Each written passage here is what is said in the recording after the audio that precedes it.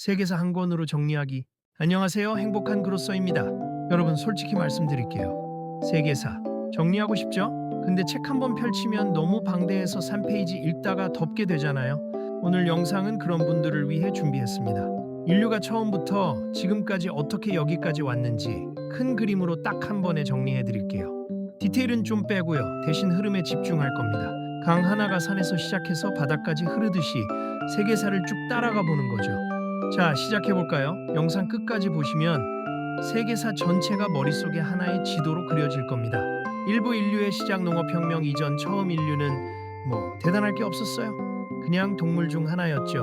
먹고 자고 도망가고 가끔 사냥하고 그게 전부였습니다. 그런데 불을 쓰기 시작하면서 조금씩 달라집니다. 불로 요리하니까 소화도 잘 되고 맹수도 쫓을 수 있고 밤에도 활동할 수 있게 됐죠. 그리고 가장 중요한 건 언어입니다. 언어가 생기면서 협력이 가능해진 거예요. 저기 사자 있어가 아니라 내일 저 언덕 너머 사슴 잡으러 가자는 계획을 세울 수 있게 된 거죠. 자, 그러다가 약 1만 2천 년 전 인류 역사를 완전히 바꾼 사건이 터집니다. 바로 농업혁명. 이때부터 인간은 먹을 걸 찾아 돌아다니는 게 아니라 한 곳에 정착해서 농사를 짓기 시작합니다. 처음엔 엄청 편했겠죠. 매일 사냥 안 해도 되니까. 근데 문제가 생깁니다. 질병이 퍼지기 시작하고요. 재산이 생기니까 계급이 생기고 전쟁이 시작됩니다. 문명병의 시작이죠. 하지만 확실한 건 농업혁명 덕분에 마을이 생기고 마을이 도시가 되고 도시가 문명이 됩니다. 이부 최초의 문명들. 자, 이제 본격적으로 문명이 등장합니다. 그 유명한 4대 문명 얘기죠. 근데 이 문명들 공통점이 하나 있어요. 다 강 주변이에요. 왜냐고요? 강이 있으면 물이 있고 농사가 되고 배로 물건을 나를 수 있고 사람들이 모이니까요. 그래서 문명은 늘 물가에서 시작합니다. 메소포타미아, 여기가 세계 최초예요. 최초의 도시, 최초의 문자설 형문자, 최초의 법전. 그 유명한 함무라비 법전 아시죠? 눈에는 눈, 이에는 이, 그거. 이집트 파라오 피라미데오미라. 나일강 덕분에 매년 범람이 일어나서 땅이 비옥했어요. 그래서 먹고 살만하니까 피라미드 같은 걸 지을 여유가 생긴 거죠. 인더스 문명? 여기는 좀 신기해요. 도시 계획이 진짜 잘 돼 있었거든요. 하수도 시스템, 목욕 시설, 격자형 도로. 현대 도시 뺨치는 수준이었어요. 황허 문명, 중국 최초의 문명이죠. 이후 중국 왕조의 기반이 여기서 시작됩니다. 여기서 중요한 건 뭐냐면요. 이때부터 문명끼리 교류하기 시작했다는 거예요. 물건도 나르고 아이디어도 나르고 기술도 나르고 인류 역사는 이제부터 교류의 역사입니다. 삼부 고대 제국시대. 농업혁명으로 시작된 문명 경쟁은 결국 초대형 제국을 만들어냅니다. 페르시아 제국, 세계 최초로 진짜 넓은 땅을 다스린 제국이에요. 지금의 이란, 이라크, 터키, 이집트까지. 근데 이 제국이 대단한 이유는 크기만이 아니에요. 행정 시스템이 미쳤어요. 길을 깔고 화폐를 통일하고 다민족을 포용했죠. 진짜 선진 제국이었습니다. 그리스, 여기서 민주주의가 등장합니다. 왕이 아니라 시민이 나라다라는 개념이죠. 철학자들도 여기서 나와요.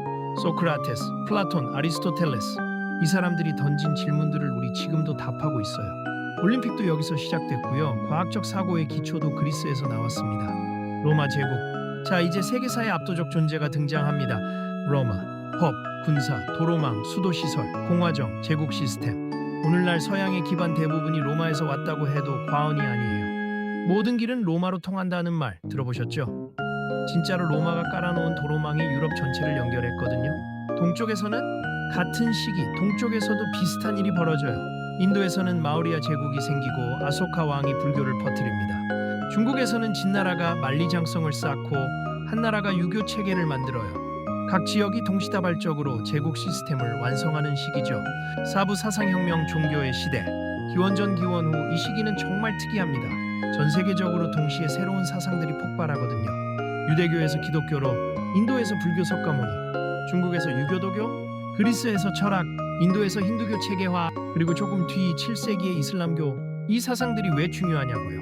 이후 수천 년 동안 정치, 문화, 전쟁, 예술, 가치관 전부가 이 사상을 기준으로 돌아갑니다. 세계사를 이해하려면 종교와 철학의 흐름을 빼놓을 수 없어요. 오부 중세 교황기사 흑사병. 고대 제국들이 무너지고 세계는 각자 도생 시기로 들어갑니다. 유럽 기독교 중심의 중세.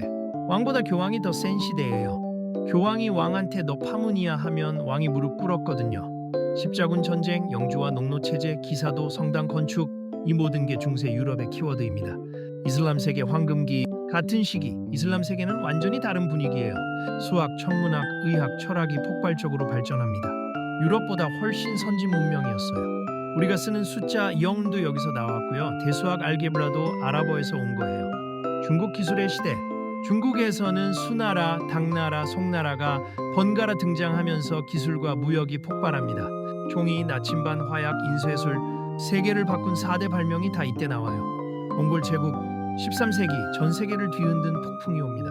바로 몽골. 칭기즈칸과 그 후손들이 유라시아 거의 전체를 정복하면서 중국, 중동, 유럽이 하나의 네트워크로 연결됩니다.